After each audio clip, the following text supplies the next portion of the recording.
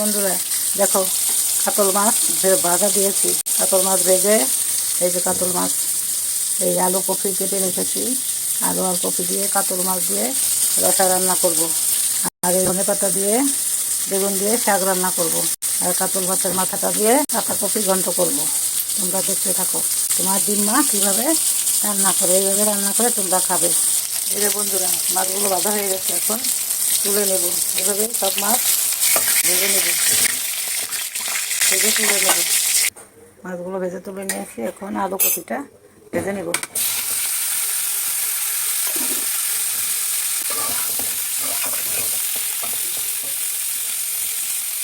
আলু কপিতে লবণ দিয়ে ভেজে নেব।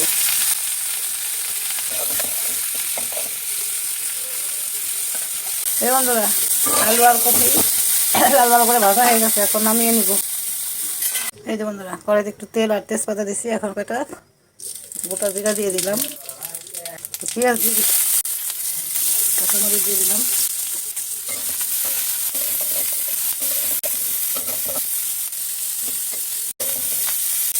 ভাজা হয়ে গেলে আলু কপি দিয়ে দিব।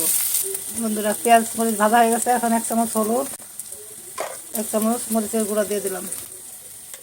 জল দিয়ে মশলাটা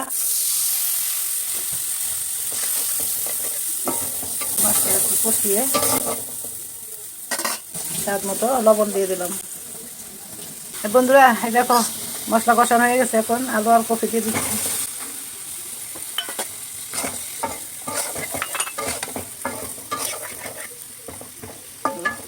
আলু কপিটা একটু নেড়ে চেড়ে জল দিয়ে দিব।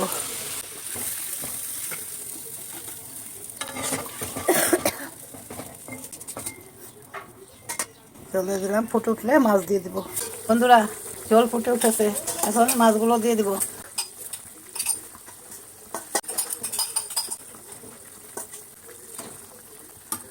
মাছগুলো দিয়ে দিলাম।